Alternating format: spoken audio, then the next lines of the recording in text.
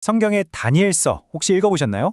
정말 매력적인데 동시에 또 이만큼 헷갈리는 책도 잘 없죠. 오늘 이 복잡한 책의 핵심 메시지를 파헤쳐서 그 비밀의 문을 한번 활짝 열어보겠습니다. 다니엘서는 꼭 두 얼굴을 가진 책 같아요.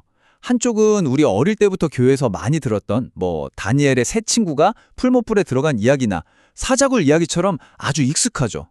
근데 다른 한쪽을 보면 갑자기 바다에서 막 이상한 짐승들이 튀어나오고 천사들이 싸우는 정말 기이하고 낯선 환상들로 가득 차 있단 말이죠. 자, 바로 여기서 오늘 우리가 풀어야 할 핵심 질문이 나옵니다. 이렇게 분위기가 완전히 다른 두 부분이 어떻게 한 권의 책으로 묶여 있는 걸까요? 오늘 이 시간은요, 이 거대한 퍼즐을 함께 맞춰보는 시간이 될 겁니다. 이 퍼즐을 푸는 첫 번째 단서는요, 놀랍게도 내용이 아니라 이 책이 쓰인 언어에 숨어 있어요. 다니엘서는 정말 독특한 구조를 가지고 있거든요. 자, 화면을 한번 보세요. 이거 뭐처럼 보이세요? 꼭 샌드위치 같지 않나요? 책의 시작인 1장은 히브리어로 쓰였는데 2장부터 7장까지는 갑자기 당시 국제 공용어였던 아람어로 언어가 바뀝니다. 그러다가 8장부터 끝까지 다시 히브리어로 돌아와요. 이건 저자가 그냥 실수한 게 아니겠죠? 의도적으로 가운데에 있는 이 아람어 부분, 즉 2장부터 7장까지가 바로 이 책의 심장, 핵심 메시지라고 아주 크게 외치고 있는 겁니다. 근데 여기서 더 놀라운 게 있어요. 이 핵심 부분인 2장부터 7장까지가 서로 완벽한 대칭, 그러니까 거울 구조를 이루고 있다는 사실입니다. 보세요. 바깥쪽에 있는 2장과 7장은 세상 나라들과 하나님 나라에 대한 환상 이야기고요. 그 안쪽에 있는 3장과 6장은 핍박 속에서 구원받는 이야기, 그리고 가장 중심부인 4장과 5장은 교만한 왕이 심판받는 이야기로 정확하게 짝을 이룹니다. 와, 정말 대단하죠? 바로 이 구조가 다니엘서 전체를 관통하는 주제를 보여주는 진짜 열쇠인 셈입니다. 자, 이렇게 정교한 문학적 정치는 그냥 나 글 좀 잘 쓰지? 하고 자랑하려는 게 아니에요. 이 구조 자체가 우리에게 두 가지 아주 강력한 핵심 메시지를 전달하기 위한 장치인 거죠. 그럼 그 메시지가 대체 뭔지 지금부터 하나씩 뜯어보겠습니다. 첫 번째 메시지는 이 거울 구조의 가장 바깥 부분, 2장과 7장에서 나옵니다. 바로 인간이 세운 거대한 제국들과 하나님의 영원한 나라 사이에 벌어지는 우주적인 갈등에 대한 이야기예요.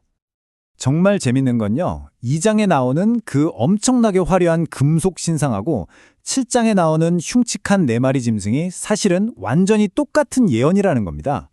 이건 마치 동전의 양면 같아요. 하나는 인간이 스스로를 볼 때의 모습, 즉 위대한 제국이고요.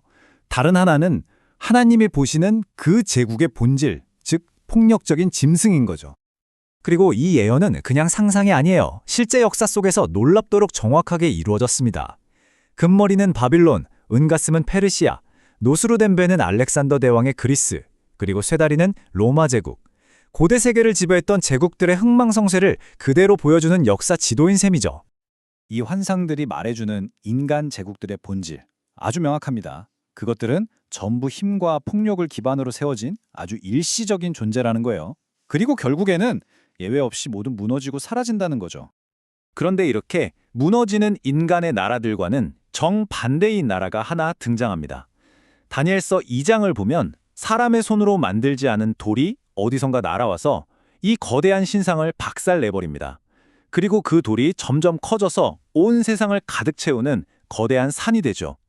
이 돌이 바로 신적인 기원을 가진 그 누구도 막을 수 없는 하나님의 나라를 상징하는 겁니다. 그리고 다니엘서 7장은 이 예언의 결론을 이렇게 선포합니다. 그의 나라는 멸망하지 않을 것이다.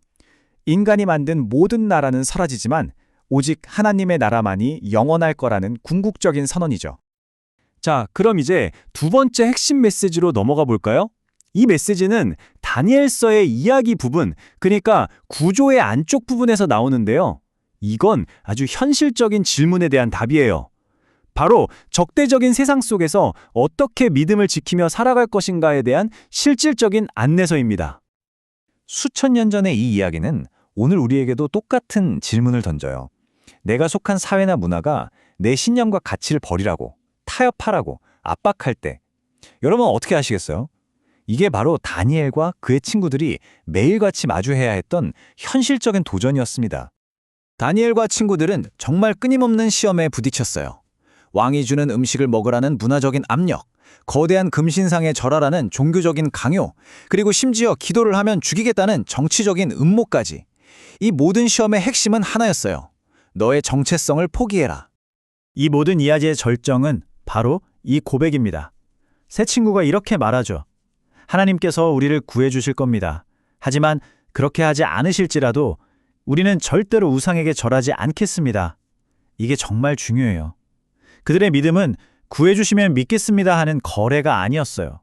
결과가 어떻든 하나님께 신실하겠다는 결단 그 자체였던 거죠. 결국 이 이야기들이 우리에게 가르쳐주는 핵심 교훈은 바로 이거예요. 세상 속에 살아가지만 세상의 가치관에 물들거나 타협당하지 않고 어떻게 우리 자신을 지켜낼 수 있는가? 그럼 이제 이 모든 걸 한번 묶어보죠. 이 예언적인 환상들과 신실한 삶의 이야기들이 궁극적으로 가리키는 건 뭘까요? 이 모든 게 도대체 왜 우리에게 중요할까요? 이제 그 결론을 향해 가보겠습니다. 다니엘서는 이 모든 고난과 인내를 가치 있게 만드는 궁극적인 소망을 제시합니다. 바로 부활의 약속이에요. 역사의 끝에 죽어서 흙으로 돌아간 자들이 다시 깨어나 영원한 생명을 얻게 될 거라는 약속이죠. 이 약속이 있기 때문에 박해받는 사람들도 모든 것을 견뎌낼 이유와 희망을 가질 수 있는 겁니다. 그리고 다니엘서 12장은 그렇게 신실하게 살았던 사람들이 받을 보상을 정말 아름다운 이미지로 그려줍니다. 그들은 밤하늘의 별처럼 영원히 또 영원히 빛나게 될 거라고요. 네, 그렇습니다. 다니엘서의 최종 메시지는 바로 이것입니다. 우리 눈에 역사가 아무리 혼란스럽고 무작위적으로 보여도 사실은 그렇지 않다는 거예요. 역사는 하나님의 주권 아래 진행되는 하나의 이야기이고 그 이야기에는 하나님이 승리하신다는 것이 보장된 결말이 있다는 것. 이것이 바로 다니엘서가 우리에게 주는 결코 흔들리지 않는 희망의 근거입니다. 자, 마지막으로 한번 생각해 볼 질문입니다. 무려 2500년 전에 쓰인 이 책은 인류의 역사가 그냥 흘러가는 게 아니라 분명한 최종 목적지를 향해 가고 있다고 주장합니다. 만약 그게 사실이라면 어떨까요? 그게 사실이라면 오늘을 살아가는 우리의 삶은 어떻게 달라져야 할까요?